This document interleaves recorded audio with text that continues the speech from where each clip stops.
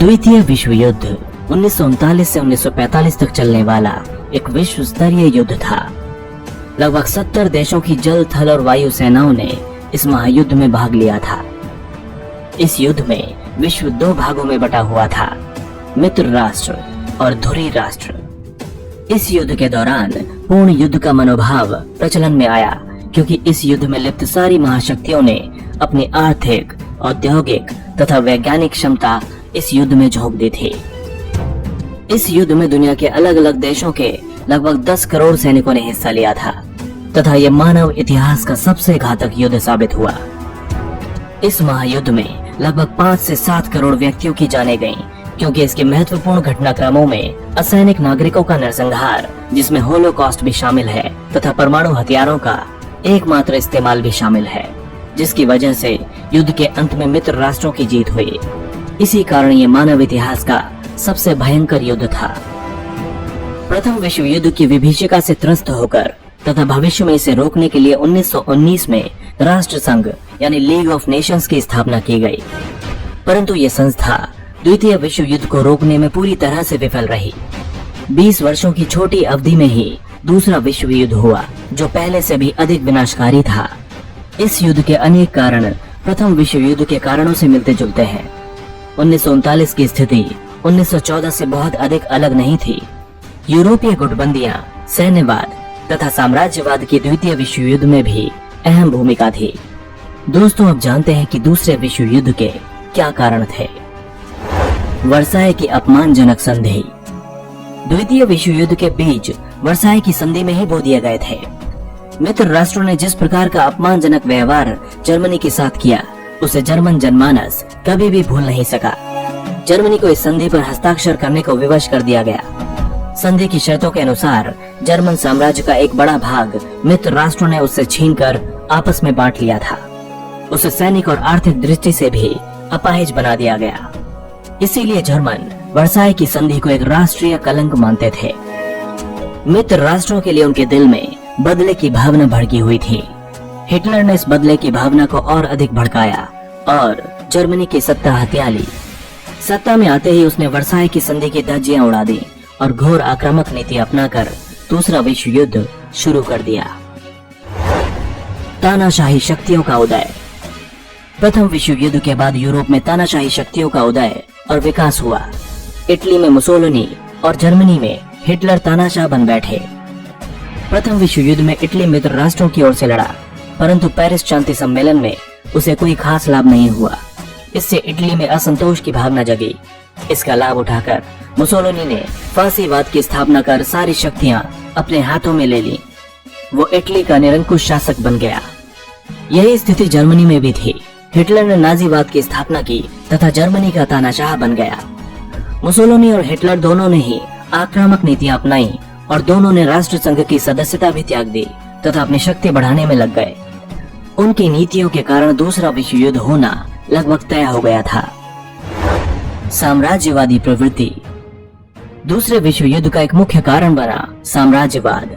प्रत्येक साम्राज्यवादी शक्ति अपने साम्राज्य का विस्तार कर अपनी शक्ति और धन में वृद्धि करना चाहता था। इससे साम्राज्यवादी राष्ट्रों में प्रतिस्पर्धा आरंभ हो गई। 1930 के दशक में इस सोच में और भी बढ़ोतरी हुई। आक्रामक कार्रवाइयां बढ़ गईं। 1931 में जापान ने चीन पर आक्रमण कर मंचूरिया पर अधिकार कर लिया था। इसी प्रकार 1935 में इटली ने इथियोपिया पर कब्जा कर लिया। 1935 में जर्मनी ने राइनलैंड पर तथा 1938 में ऑस्ट्रिया पर विजय प्राप्त कर उसे जर्मन साम्राज्य में मिला लिया। स्पेन में गृह युद्ध के दौरान हिटलर और मुसोलिनी ने जनरल फ्रैंको को सैनिक सहायता पहुंचाई और इसके साथ ही फ्रैंको ने स्पेन की सत्ता हथिया ली। यूरोपीय गुटबंदी। जर्मनी की बढ़ती शक्ति से आशंकित होकर यूरोपीय राष्ट्र अपनी सुरक्षा के लिए गुटों का निर्माण करने लगे। इसकी पहल फ्रांस ने की। उसने जर्मनी के आसपास के राष्ट्रों का एक जर्मन विरोधी गुट बनाया। इसके जवाब में जर्मनी और इटली ने भी एक अलग गुट बना लिया। जापान भी इसमें शामिल हो गया। इस प्रकार जर्मनी, इटली और जापान का त्रिगुट बन गया। ये राष्ट्र धुरी राष्ट्र के नाम से विख्यात हुए। फ्रांस, इंग्लैंड, अमेरिका और सोवियत संघ का अलग ग्रुप बना, जो मित्र राष्ट्र के नाम से जाना गया। यूरोपीय राष्ट्रों की गुटबंदी ने एक दूसरे के विरुद्ध आशंका, घृणा और द्वेष की भावना जगा दी थी। हथियारबंदी की होड़। प्रथम विश्व युद्ध के पश्चात निरस्त्रीकरण के लिए काफी प्रयास किए गए, परंतु ये प्रयास विफल रहे। साम्राज्यवादी प्रतिद्वंदिता और राष्ट्र ग्रुप के निर्माण ने पुनः हथियारबंदी की होड़ आरंभ कर दी थी। जर्मनी और फ्रांस इस दिशा में सबसे आगे बढ़ गए। 1932 में जिनेवा निरस्त्रीकरण सम्मेलन आयोजित किया गया, परंतु यह सफल नहीं हो सका। 1933 तक संपूर्ण यूरोप में सामरिक वातावरण व्याप्त हो गया था, यानी कि हर देश युद्ध के लिए अपनी अपनी रणनीति बनाने लगा। फ्रांस ने अपनी सीमा पर मैगिनो लाइन का निर्माण किया और जमीन के भीतर मजबूत किलेबंदी की, जिससे कि जर्मन आक्रमण को फ्रांस की सीमा पर ही रोका जा सके। इसके बाद जर्मनी ने अपनी पश्चिमी सीमा को सुदृढ़ करने के लिए सीज फ्रेट लाइन बनाई। इन सैनिक गतिविधियों के कारण भी युद्ध की संभावनाएं बढ़ गई थी। वैश्विक आर्थिक मंदी का प्रभाव। 1929-30 की वैश्विक आर्थिक मंदी ने भी दूसरे विश्व युद्ध में योगदान किया। इसके परिणाम स्वरूप उत्पादन घट गया, बेरोजगारी और भुखमरी बढ़ गई, उद्योग धंधे, कृषि, व्यापार सब पर आर्थिक मंदी का बुरा प्रभाव पड़ा। जर्मनी की स्थिति सबसे बुरी थी। इस स्थिति के लिए हिटलर ने वर्साई की संधि को उत्तरदायी बताया। इससे उसकी शक्ति में वृद्धि हुई और वो तानाशाह बन बैठा। इसके साथ साथ अपनी आर्थिक स्थिति सुधारने तथा बेरोजगारों को सेना में नौकरी देने के लिए भी युद्ध की वकालत की जाने लगी। तुष्टीकरण की नीति। तुष्टीकरण की नीति भी दूसरे विश्व युद्ध का एक कारण था। किसी भी यूरोपीय राष्ट्र ने जर्मनी और इटली की आक्रामक नीतियों को रोकने का प्रयास नहीं किया। असल में 1917 की बोल्शेविक क्रांति के बाद साम्यवाद की बढ़ती शक्ति से इंग्लैंड और फ्रांस खतरा महसूस कर रहे थे। दूसरी ओर जर्मनी, इटली और जापान धुरी राष्ट्र संवाद के विरोधी थे। इसीलिए इंग्लैंड और फ्रांस चाहते थे कि फासीवादी शक्तियां धुरी राष्ट्र साम्यवाद का विरोध करें और वे सुरक्षित रहें। इस तुष्टीकरण की नीति की प्रतिमूर्ति ब्रिटिश प्रधानमंत्री चैम्बरलेन था। इसीलिए जर्मनी, इटली, जापान और स्पेन के मामलों में इंग्लैंड और फ्रांस ने हस्तक्षेप नहीं किया। इससे फासीवादी शक्तियों के हौसले और भी बढ़ गए। म्यूनिख समझौता। चेकोस्लोवाकिया पर जर्मनी की निगाहें लगी थीं। चेकोस्लोवाकिया जर्मनी के लिए औद्योगिक और सामाजिक दृष्टिकोण से काफी महत्वपूर्ण था। इसीलिए हिटलर ने चेकोस्लोवाकिया के एक भाग सुडेटनलैंड पर अपना दावा पेश किया। यहाँ अस्त्र शस्त्र बनाने का बड़ा कारखाना था। यहाँ बड़ी संख्या में जर्मन भी निवास करते थे। इसीलिए हिटलर ने यह धमकी दी कि अगर चेकोस्लोवाकिया जर्मनी को सुडेटनलैंड नहीं देता है तो वो चेकोस्लोवाकिया पर आक्रमण कर इसे बलपूर्वक ले लेगा। इस समस्या के समाधान के लिए 1938 में म्यूनिख समझौता किया गया। इसमें हिटलर की शर्तें मान ली गईं। हिटलर ने सुडेटनलैंड पर अधिकार कर लिया। इसके बाद 1939 में उसने संपूर्ण चेकोस्लोवाकिया भी हड़प लिया। इससे जर्मनी और इटली के हौसले बुलंदियों पर पहुंच गए। सामूहिक कार्यवाही तथा जन मोर्चों की विफलता। फासीवादी शक्तियों की आक्रामक नीति का सामना करने के लिए सोवियत संघ और अन्य राष्ट्रों ने सामूहिक कार्रवाई की योजना बनाई। फ्रांस में जन मोर्चे फासीवादी शक्तियों के विपरीत सफल रहे, परंतु अन्य राष्ट्रों में यह प्रयोग विफल रहा। राष्ट्र संघ की विफलता। दूसरे विश्व युद्ध का प्रमुख कारण राष्ट्र संघ की विफलता भी थी। इसकी स्थापना इस तरह के युद्धों को रोकने और विश्व में शांति बनाए रखने के लिए की गई थी, परंतु यह अपने उद्देश्यों में असफल रहा। ये महाशक्तियों के विरुद्ध कोई कार्रवाई नहीं कर सका। अपनी निजी सेना के अभाव, बड़े राज्यों के दबाव तथा अन्य बहुत सी दुर्बलताओं के कारण राष्ट्र संघ की उपयोगिता समाप्त हो गई थी। जापान, जर्मनी और इटली राष्ट्र संघ से अलग होकर अपनी मनमानी करने लगे थे। राष्ट्र संघ उन्हें रोक नहीं सका। इससे छोटे छोटे राष्ट्रों का विश्वास राष्ट्र संघ से उठ गया। तत्कालीन कारण। 1939 तक यूरोप पर युद्ध के बादल छा गए थे। अप्रैल 1939 में हिटलर ने पोलैंड से डोजिंग बंदरगाह तथा पोलिश कॉरिडोर जर्मनी को वापस करने की मांग रखी। पोलैंड ने इसे स्वीकार नहीं किया। इससे अंतर्राष्ट्रीय संकट उत्पन्न हो गया। इस समस्या को सुलझाने के काफी प्रयास किए गए, परंतु वे सभी विफल हो गए। इस बीच पोलैंड ने जर्मनी और फ्रांस के साथ संधि कर ली। इसके द्वारा पोलैंड को आश्वासन दिया गया कि जर्मनी द्वारा आक्रमण की स्थिति में इंग्लैंड तथा फ्रांस पोलैंड की सैनिक सहायता करेंगे। दूसरी ओर पोलैंड द्वारा वार्ता के लिए जर्मनी की उपेक्षा से क्रुद्ध होकर हिटलर ने 1 सितंबर 1939 को पोलैंड पर आक्रमण कर दिया। 3 सितंबर को इंग्लैंड और फ्रांस ने भी जर्मनी के विरुद्ध युद्ध की घोषणा कर दी। इस प्रकार द्वितीय विश्व युद्ध का प्रारंभ हो गया। द्वितीय विश्व युद्ध की प्रमुख घटनाएं। 1 सितंबर 1939 को पोलैंड पर जर्मन आक्रमण के साथ ही द्वितीय विश्व युद्ध का बिगुल बज उठा। जल्दी ही इंग्लैंड और फ्रांस ने भी जर्मनी के विरुद्ध युद्ध की घोषणा कर दी।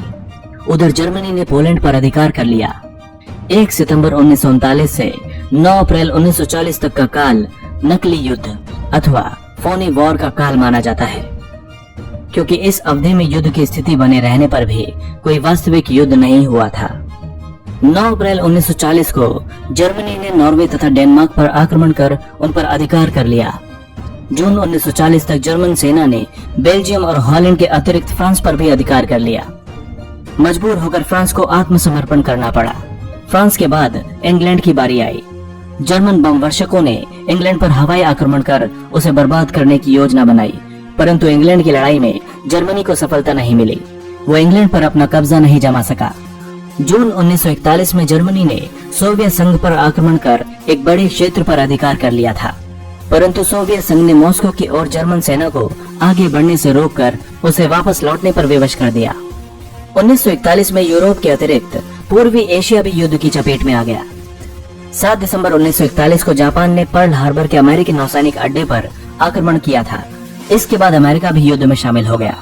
जापान ने शीघ्र ही Malaya, Burma, Indonesia, Singapore, Thailand इत्यादि पर अधिकार कर लिया। भारत पर भी जापानी आक्रमण का खतरा मंडराने लगा था। इस प्रकार युद्ध में इंग्लैंड, फ्रांस, सोवियत संघ, अमेरिका, चीन तथा अन्य मित्र राष्ट्र एक पक्ष में तथा दूसरे पक्ष में जर्मनी, इटली और जापान आ गए। अब युद्ध का प्रसार तेजी से हुआ। मॉस्को की ओर बढ़ने से रोकने पर जर्मनी ने सोवियत संघ के दक्षिणी भाग पर आक्रमण कर दिया। सितंबर 1942 में जर्मन सेनाएं स्टालिनग्राद तक पहुंच गईं, लेकिन स्टालिनग्राद के युद्ध में जर्मनी की पराजय हुई। यहां से जर्मनी की पराजय की शुरुआत हो गई। सोवियत संघ ने चेकोस्लोवाकिया और रोमानिया पर अपना अधिकार जमा लिया, जो उस समय जर्मनी के नियंत्रण में थे। सोवियत संघ ने जर्मनी के खिलाफ दूसरा मोर्चा फ्रांस के नॉर्मंदी में खोल दिया। इससे जर्मन सेना को 2 मोर्चों पर लड़ना पड़ा और उसकी शक्ति कमजोर पड़ती गई। अमेरिका के युद्ध में शामिल हो जाने से भी दूरी राष्ट्रों की शक्ति कमजोर पड़ने लगी। द्वितीय विश्व युद्ध का अंत। 1944 में पराजित होकर इटली ने आत्मसमर्पण कर दिया। इससे जर्मन शक्तियों को बहुत बड़ा धक्का लगा। स्टालिनग्राद के युद्ध में जर्मनी को परास्त कर सोवियत सेना आगे बढ़ते हुए बर्लिन तक पहुंच गई। मजबूर होकर 7 मई 1945 को हिटलर को आत्मसमर्पण करना पड़ा। 6 और 9 अगस्त 1945 को अमेरिका ने जापान के हिरोशिमा और नागासाकी पर परमाणु बम गिराकर उन्हें पूरी तरह बर्बाद कर दिया। लाखों की संख्या में निर्दोष नागरिक मारे गए। मजबूर होकर जापान को भी आत्मसमर्पण करना पड़ा और इसके साथ ही यह विनाशकारी विश्व युद्ध समाप्त हो गया। द्वितीय विश्व युद्ध के परिणाम। द्वितीय विश्व युद्ध में प्रथम विश्व युद्ध की तुलना में जन धन की अधिक हानि हुई थी। एक अनुमान के मुताबिक इस युद्ध में दोनों पक्षों के करीब 5 करोड़ से अधिक लोग मारे गए, जिनमें सर्वाधिक संख्या सोवियत सैनिकों की थी। लाखों बेघर हो गए। इससे पुनर्वास की समस्या खड़ी हो गई। लाखों यहूदियों की हत्या की गई। घायलों की तो गिनती ही नहीं की जा सकती थी। परमाणु बम के इस्तेमाल से हिरोशिमा और नागासाकी पूरी तरह नष्ट हो गए। इसी प्रकार युद्ध में बेहिसाब संपत्ति नष्ट हुई। अनुमान था कि सिर्फ इंग्लैंड में करीब 2000 करोड़ रुपए मूल्य की संपत्ति नष्ट हुई। सोवियत संघ की संपूर्ण राष्ट्रीय संपत्ति का चौथा भाग युद्ध की भेंट चढ़ गया। इतना विनाशकारी युद्ध पहले कभी नहीं हुआ था। औपनिवेशिक युग का अंत। द्वितीय विश्व युद्ध के बाद सभी साम्राज्यवादी राज्यों को एक एक कर अपने उपनिवेशों से हाथ धोना पड़ा। उपनिवेशों में भी राष्ट्रीयता की लहर तेज हो गई। स्वतंत्रता आंदोलन तेज हो गए। इसका परिणाम यह हुआ कि एशिया के अनेक देश यूरोपीय दास्ता से मुक्त हो गए। यूरोपीय राष्ट्रों की शक्ति और साधन इतने कमजोर हो गए कि वे उपनिवेशों पर अपना कब्जा जमाए रखने में सक्षम नहीं रहे। इसीलिए बर्मा और मलाया इत्यादि देश स्वतंत्र हो गए। 1947 में भारत भी अंग्रेजों की गुलामी से मुक्त हो गया। फांसीवादी शक्तियों का सफाया। युद्ध में पराजित होने के बाद दूरी राष्ट्रों के बुरे दिन आ गए। जर्मन साम्राज्य का एक बड़ा भाग उससे छिन गया। इटली को भी अपने सभी अफ्रीकी उपनिवेश खोने पड़े। जापान को भी उन क्षेत्रों को वापस करना पड़ा जिन पर वो अपना अधिकार जमाए हुए था। इन राष्ट्रों की आर्थिक और सैनिक स्थिति भी दयनीय हो गई। संयुक्त राष्ट्र की स्थापना। द्वितीय विश्व युद्ध के बाद एक अंतर्राष्ट्रीय संगठन की स्थापना जरूरी हो गई थी। जिससे कि विश्व शांति बनाई जा सके एवं भविष्य में दोबारा इस प्रकार के विनाशकारी युद्ध न हो। अमेरिका की पहल पर 24 अक्टूबर 1945 को संयुक्त राष्ट्र संघ की स्थापना की गई।